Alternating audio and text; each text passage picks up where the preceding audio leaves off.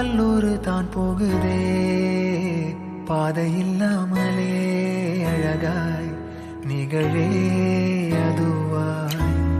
நீரின் ஆழத்தில் போகின்ற கல் போலவே ஓசையெல்லாம் துறந்தே காண்கின்ற காட்சிக்குள் நான் மூழ்கினேன் திமிலேறி காலை மேல் தூங்கும் காகமாய்